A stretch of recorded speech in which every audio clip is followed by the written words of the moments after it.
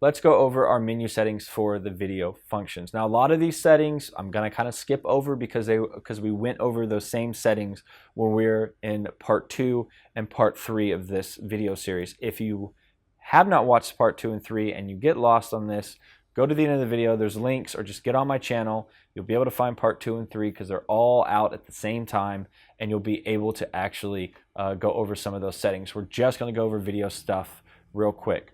Of course, when in video mode, you can hit Q right here, and we'll just bring this guy back to life here. And we can hit Q, and then we can go in and we again have some stuff. So you've got these different AF points. We're going to talk about them a little bit more. We didn't talk about the AF points too in-depthly on part 2 and 3, so we'll go over them here. So let's just go into our menu settings and kind of walk through.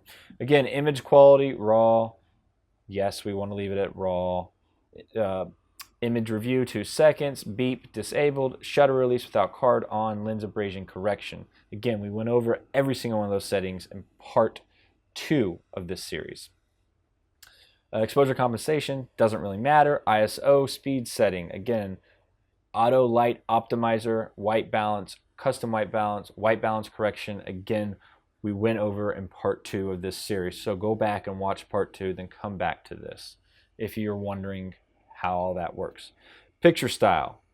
Neutral. Again, I'm a big fan of shooting neutral because it's as flat as it gets without adding a separate color profile in, therefore allowing me to have more control over color correction when I'm editing.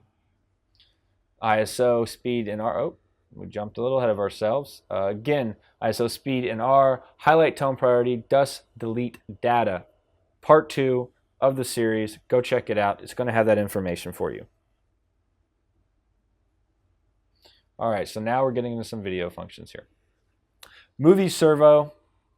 I've got it disabled because I was shooting earlier and I did not want it enabled. So mainly what this is, now that it's enabled, my Canon 70-200 f2.8, when in autofocus, it will, and I'm shooting video, it will constantly try to focus. It's really cool with the 80D because it does do a really good job of autofocusing, probably one of the best jobs that I've seen for a Canon camera to date, that does a smooth focus and it doesn't jump around, the focus doesn't, and this is a non-STM lens, so it's pretty cool that regular old Canon lenses can still work. If it has aperture and autofocus built into it, it will work with this newer Canon 80D, and it did a pretty good job of being able to keep up with the autofocus.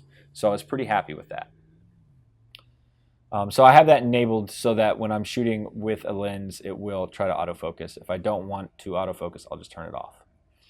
Tracking. So we've got just a couple of different tracking options.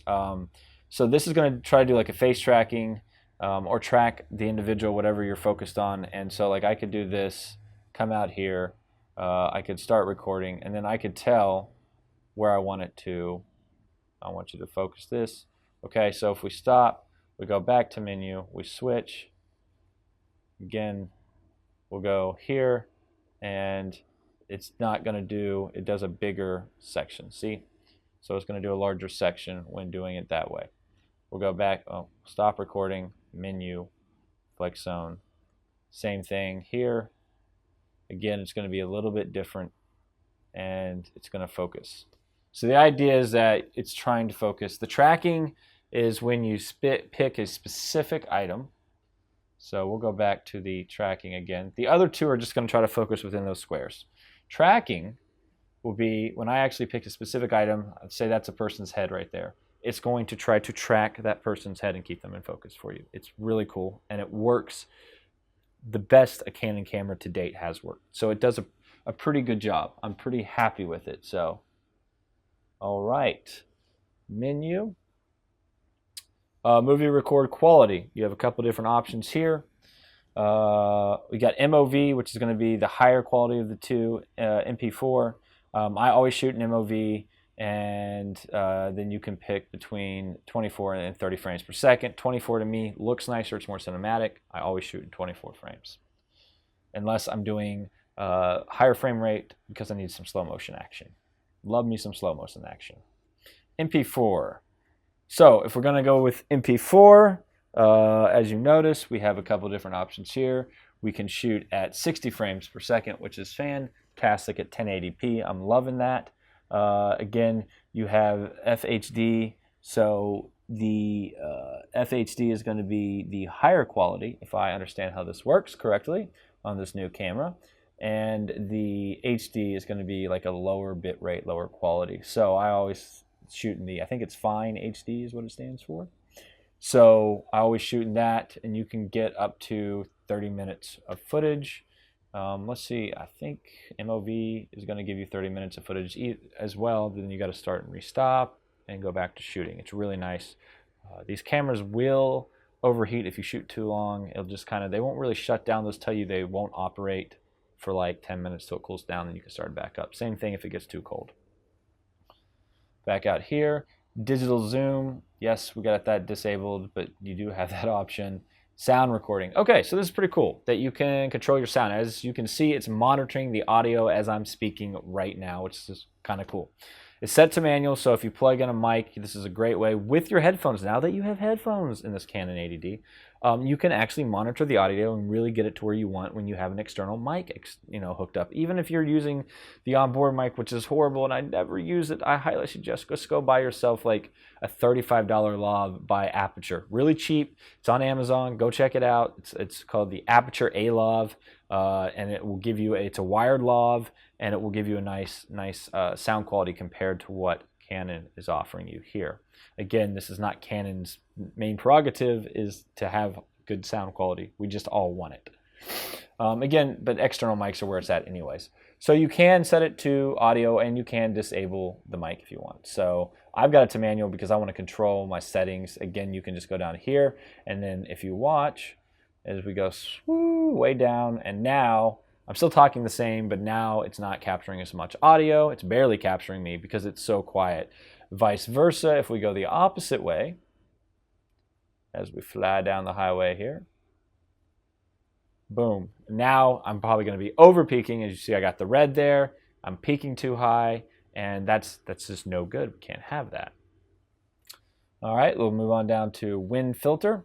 You can set it to auto or disable. I've just got it set to auto, and then a tuner tour, and I've got that disabled as well. So we'll go back, and then we have the movie servo AF speed and movie servo track. Now I believe those two bottom ones are reserved for the PZE1 or something. I've forgotten the name exactly, but it's a thing that goes. It is a device that connects to a special type of Canon lens that just came out for the Canon 80D that allows you to actually zoom and do autofocus at the same time. So yes, you can zoom in and out with this piece that goes underneath the lens, and you'd be actually able to zoom in and out and keep that constant autofocus.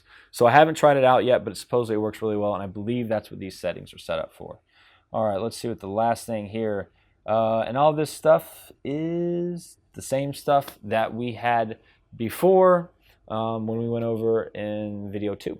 So that is your functions for the video for the Canon 80D. We can just go back out. Again, you push here to record. We flip this down. Yeah, it's a really simple setup. You can use your fingers to set all this.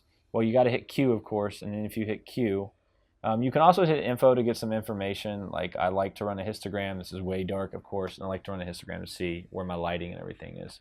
Because these LCDs on the back really are not a good representation of what you're really recording sometimes. So anyways, that is the final video of the Canon 80D and how it works, the walkthrough, the buttons, how we use it. Hopefully it was helpful for you guys. Of course, at the end of this video, we will have links to all 4 videos, so you can go check out any of the other videos. We will also add a link to the Canon 80D on B&H's website. If you are interested in purchasing it, at least go take a look at it. And if you do, we do get a little bit of commission that does help us stay afloat and alive here at Media Unlocked. And again, at the very, very end of the video, if I haven't already pushed enough stuff at you to go click on, there is a Facebook, a Twitter, Instagram, all that good stuff. You can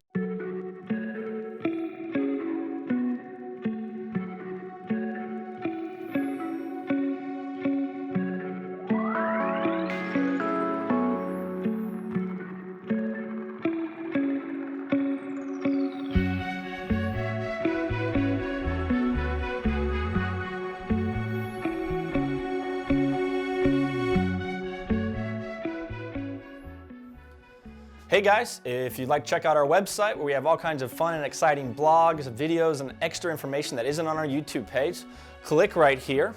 If you'd like to talk to us or contact us and kind of take a look at all the different stuff that we have going on, we've kind of funneled it all through our Facebook. You can hit our Facebook page right here and follow us or like us.